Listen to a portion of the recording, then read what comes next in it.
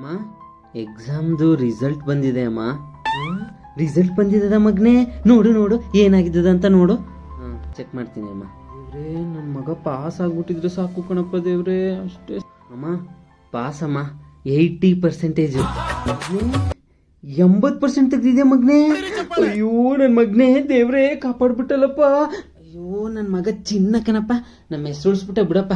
ಆಮೇಲೆ ನಿಂಗೆ ಐಫೋನ್ ಬೇಕೋ ಸ್ಕೂಟ್ರ್ ಬೇಕೋ ಕಾಲೇಜ್ಗೆ? ಅಮ್ಮ ಬೈಕು ಸ್ಕೂಟ್ರ್ ಬೇಕಾ?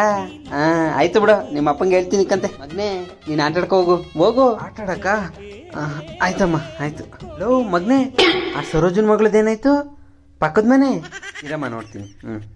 ನಿನ್ಕಿಂತ ಜಾಸ್ತಿ ತೆಗ್ದಿರಕ್ಕಿಲ್ಲಕಂತೆ ಬಿಡೋಳು. ನೋಡು 90%. 90? ಓಹೋ ಖತಮ್. ನೀನೇ ಮುಂಡೆ ಮಗ ವೇಸ್ಟ್. ಫೋನ್ ಬರ್ತದೆ.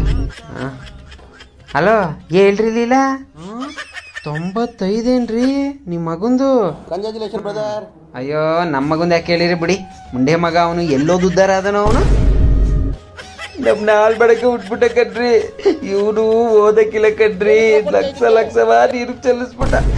ಸ್ಕೂಟ್ರು ಬೇಕಂತೆ ಕಾಲೇಜ್ಗೆ ಹೋಗಕ್ಕೆ. ಇವನ್ಗೆ ಸ್ಕೂಟ್ರು ಬರ್ಲಿ ಇವ್ರಪ್ಪ, ಕೈ ಕಾಲ ಮುರಿಸ್ತೀನಿ ಸ್ಕೂಟ್ರ್ ಓಡಿಸ್ತಂಗೆ.